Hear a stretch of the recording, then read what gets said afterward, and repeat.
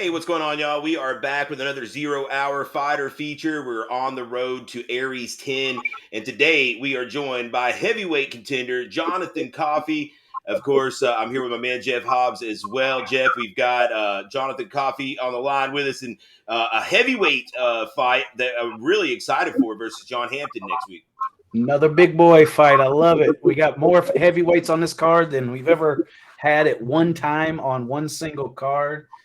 So I'm excited for the action. I'm excited for the brutality of it. You got Oh two my guys with God. exact records, man. Two guys with the exact 2-1 record. Somebody's going home 500, and someone's going home sitting in a real pretty 3-1 to start out their amateur career. Jonathan, we appreciate the time, my man, and I'm really excited to see you throw down next week. It'll be our first time having you at the Aries cage, of course, representing that Mushindo out of Marietta. How we doing, brother? How we feeling 1 week out from go time? Oh man, I'm still kind of nervous. 2-1. I'm really nervous before every fight, but particularly this one because last time I went to Tennessee, well, I got a dub in Tennessee, but it's different scenery, different people, different energy. But I'm here to put on the show and show everybody why they call me the Grizzly Bear. You know what I'm saying? So The Grizzly Bear, I like it, man. The Grizzly Bear versus the Hammer here. You're taking on John Hampton, and man, I don't know if you've checked out any of his fights leading up to this, but this guy just goes berserk at the bell pretty much. It's a clubbering, throwing lunch boxes. He gets dropped. He drops other guys. How do you feel like you match up with John, man? What stylistically, you representing that Mushindo camp, those guys have shown a lot of really good striking. I feel like, of course, we had actually a couple Mushindo guys on cards here recently, and I was very, very impressed by their toughness and striking ability. How do you feel like you match up with Mr. Hampton? Mr. Hampton, all due respect, I'm sure he put in hard work this camp and, has prepared himself for this fight that's coming up. But me personally, I really worked on my striking, my wrestling, all grounds, covering all grounds, my confidence and stuff like that. I've kind of faced a crazy striker before, and it's really like if I stay calm during the whole fight, and make a game plan, he's sooner or later he's gonna tire himself out unless he has stamina like a wrestler. But that comes a dime a dozen with heavyweights, and I'm just prepared to throw down. All three of his fights, win or lose, have ended in the first round. Is that something that you see could play to your advantage if you string this thing out a little longer? Personally, I think if I string it out, I can most definitely get this guy. But if it happens to end in the first round, I'm gonna be glad to say that I probably won't be the one that's going to the ground. um, I hear you, man. yeah, definitely with the striking and the heart and stuff. Definitely because that's really one of the reasons why I got into fighting and stuff like that. Is because my hands wasn't that good, and I used to be bullied back as a kid. So Mm. and I vowed to myself like, bro, I'm getting to this fighting stuff. I'm gonna make sure my hands are straight before I do anything else. And lo and behold, hard work pays off. So So, did you have any sort of prior, athletic background before getting into MMA, whether it be wrestling, football, anything like that, or is MMA kind of your first foray into athletics? nah, I've been an athletic child. I played baseball when I was a kid. I played football when I was a kid. My first year playing football, I was like a star athlete. Training with my dad and stuff. And really, because he was an athlete. Really, all my family back in the day used to be like really cool athletes. So that plays a part. I always stayed active as a kid. I did wrestling in high school. I also played football. Um, yeah, so this really isn't my first rodeo. But um, I thought wrestling would kind of play into um like MMA and stuff like that because of the wrestling aspect of it. So it helped my game a little bit too as well. Jeff, what you got from my man Jonathan? It's heavyweight division wide open, as we mentioned earlier. To me, the winner of this fight, puts themselves right there at the top of the division. Yeah. First question, Jonathan, real quick. Were all three of your previous fights in the state of Georgia? Two of them were. One of them was in Tennessee.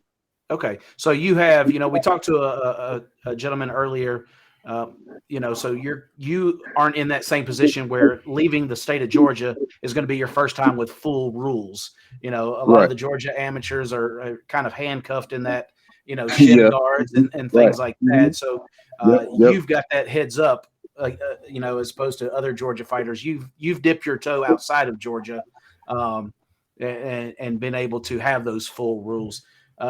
Did you find fighting in Georgia, though, especially at heavyweight, and how much power you bring to the game, that handicapped you a little bit, in the amateur ranks fighting in Georgia? Because, like you said, you got those heavy hands, you knock somebody down, but then you follow them to the ground, and all you can do is punch them in the body.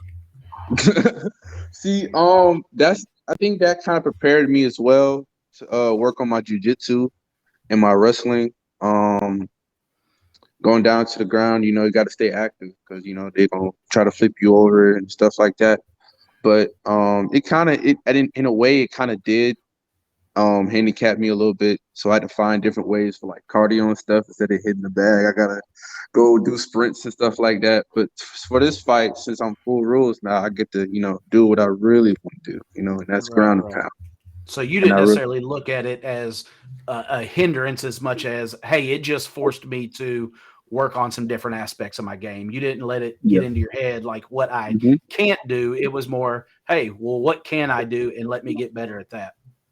Right, definitely, and that's definitely a thing that really would help other fighters as well. Not looking at some like most things as a handicap, but as an avenue of what else can I do to make myself better, as a fighter and as, as a person. So very, very good perspective, man. Well, the last thing for me is I just can't help.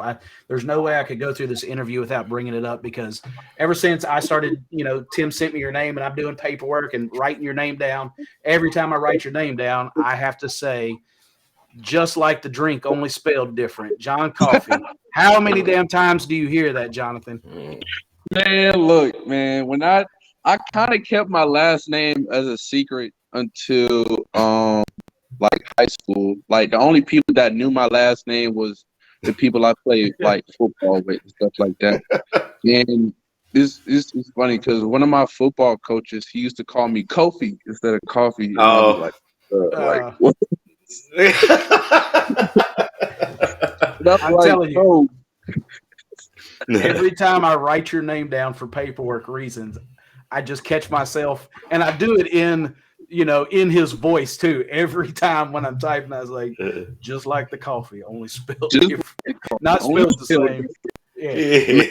Rest in peace to John Coffey, man. The Green Mile. He also played in Daredevil too. Which he's a great actor, very underrated, man.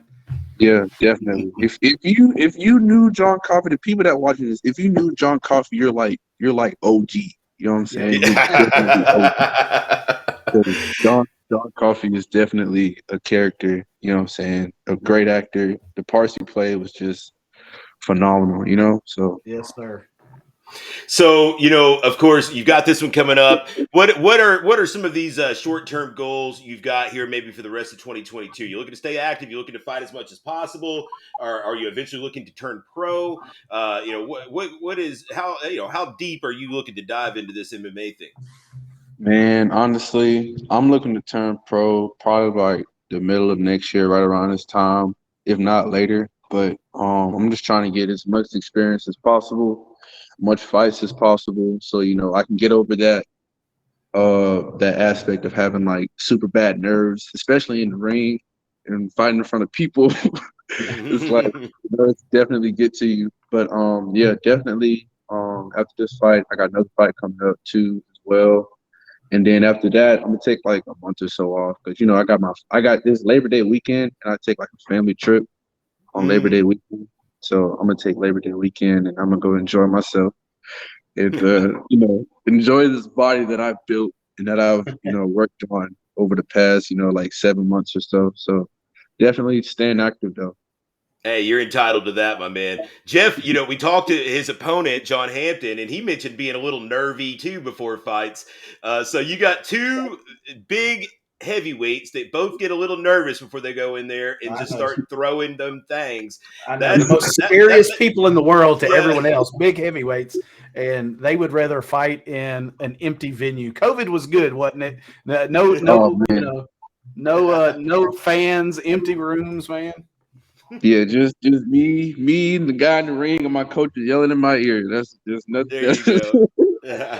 Well, hey, Jonathan, man, we appreciate the time. It was really enjoyable talking to you. You're definitely a fun character, and I'm looking forward to meeting you in person next week. Before we let you go, I'm going to let you give some shout outs where they are due. Any friends, family, training partners, sponsors you want to give some love to? Have at it. Man, where should I start? I'm a very agile, athlete. I've been training. Mom's a good one. Always start with your mom, Jonathan. Oh, thank the family. If you're married or got a girlfriend, you got a girl, maybe thank her. You always got to throw. We'll help you out with this.